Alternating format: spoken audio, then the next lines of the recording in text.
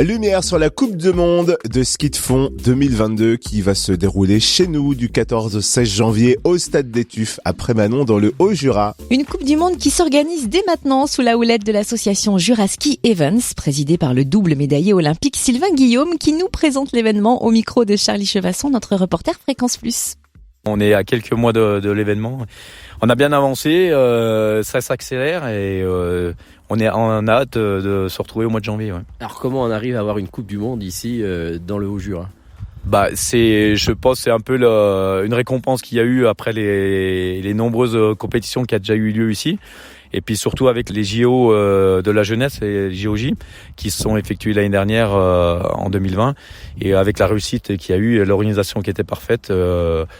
Je pense que le comité olympique nous a félicité, plus derrière la FIS a vu qu'on était capable de faire une Coupe du Monde et nous ont proposé une Coupe du Monde à la France.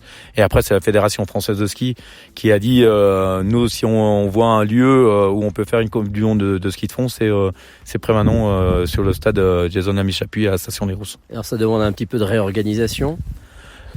Non, pas forcément de réorganisation sur le comité d'organisation, c'est à peu près le même qu'il y avait sur les jauges, qui avait très bien fonctionné. C'est un comité d'organisation au sein de l'association où on responsabilise énormément les bénévoles, c'est beaucoup de bénévoles. Au niveau de JSE, on a une salariée à l'année et plus une autre personne qui est sur 6 mois de l'année, qui nous aide pour la Coupe du Monde, pour l'événement fort. Et après derrière, c'est que des bénévoles qui sont responsabilisés, qui sont amoureux de ce qu'ils font, quoi. Alors comment seront les tracés ? Alors je crois que le vendredi il y a du sprint notamment. Ouais, du sprint le vendredi dans l'après-midi, ça commence par l'après-midi et on finira peut-être en nocturne. Ça c'est un souhait qu'on essaye d'avoir. On travaille dessus pour l'éclairage avec notre partenaire. Et puis derrière le samedi donc le skating, le 15 km skating et le dimanche la poursuite en classique qui va être aussi un moment important. Ouais. Alors justement, ça sera un parcours de 5 km. On est en haut d'une butte qui, elle, va devenir mythique là. Oui, on peut peut-être parler, je sais pas, on n'a encore pas donné de nom, mais ça peut être la côte du tremplin parce que on monte, on part d'en bas et on monte tout le dénivelé du tremplin, pratiquement au nez du tremplin et un pourcentage à peu près à 28% par endroit. Pour ceux qui font du vélo, ils voient ce que c'est. En ski de fond, c'est très dur.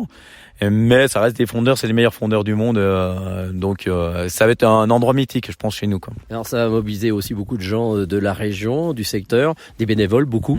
Oui, des bénévoles de partout, pas uniquement parce qu'on s'est pas arrêté au niveau des bénévoles sur notre région. On a des bénévoles qui arrivent de Savoie, Haute-Savoie, des Suisses.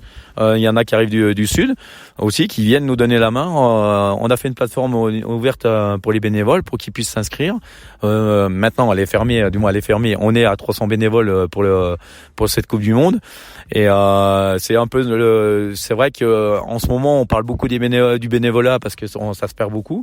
Mais on a encore une chance, c'est que chez nous, c'est les amoureux du ski et ils viennent nous aider et ça c'est important. Et ils voient aussi qu'on est tous des bénévoles, quoi. Alors côté champion, on sera à quelques semaines des Jeux Olympiques. Il fera s'attendre à un plateau extraordinaire ici. Ah oui, on aura Clébo, on aura du Yog, on aura les Suédois, les Français bien sûr, hein, nos Français qui seront là avec Maurice Magnifica, Jouve. Il y en a encore plein d'autres. Hein, je peux pas tous les citer parce que je vais en oublier bien entendu. Mais ouais, ça va être un événement fort. Il y a les Suisses à côté qui sont là. Donc ça va être c'est une compétition, c'est la dernière compétition un peu avant les Jeux. Il y aura les pré-mondiaux une semaine après, mais pas beaucoup d'athlètes y iront parce que ça sera trop près des Jeux Olympiques. Et eux, ils seront plutôt dans la préparation là pour les Jeux.